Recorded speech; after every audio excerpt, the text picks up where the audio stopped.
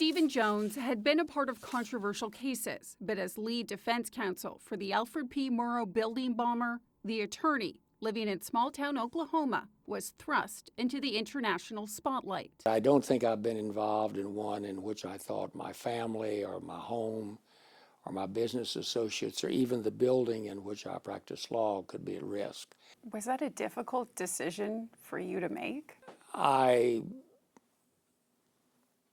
believe strongly in the right of people charged with crimes, no matter how serious the crime is or how terrible or their character. Everyone is entitled to a vigorous defense. The next 2.5 years of his life were devoted to defending the most hated man in America. 17,000 statements, 100 volumes of photographs, 359 hours of videotape, 149 hours of audio tape.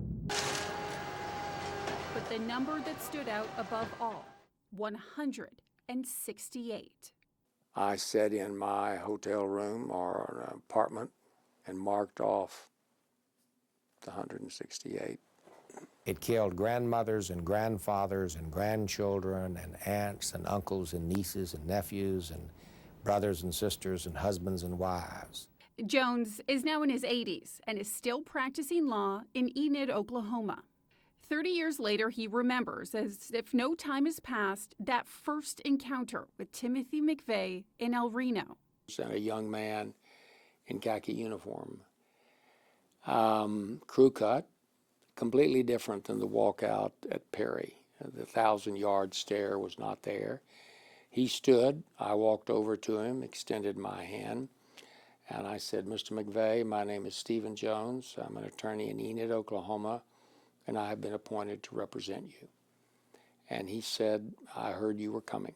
I just let him talk, and I told him, "You may begin where you want to begin." He can speak candidly about the case now because it was ruled Timothy McVeigh waived his attorney-client privilege. Whatever we started with, it changed very quickly to his views of the present government and what had happened at Ruby Ridge with the shooting there and what happened at Mount Carmel with the Branch Davidians. And, I would question him. I said, "Well, why was it necessary?" And I named two of the children that died in Oklahoma City. What was their contribution to your, why did they have to die? He said, "Children died at Waco." I intend to recommend to the Department of Justice and the Attorney General of the United States that the death penalty be sought. Following a months-long trial in Denver in June of 1997, he was convicted and condemned to die. I certainly didn't see any evidence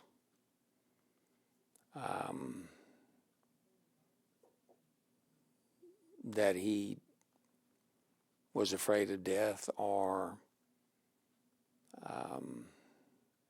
tried to avoid it. Where in less than 48 hours, Oklahoma City bomber Timothy McVeigh is scheduled to die by lethal injection. Meanwhile, co-conspirator Terry Nichols escaped a death verdict in his own trial. Well, he didn't want life in prison.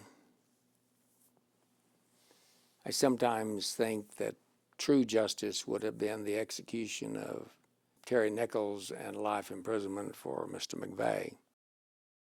Now, towards the end, before the trial and after the trial, I told him, I said, "Tim, I will not represent you on appeal." The emotional case taking a toll on him and the community. For lack of a better term, I will say the elites supported me, but the average Joe Sixpack was probably critical. The exact opposite was true.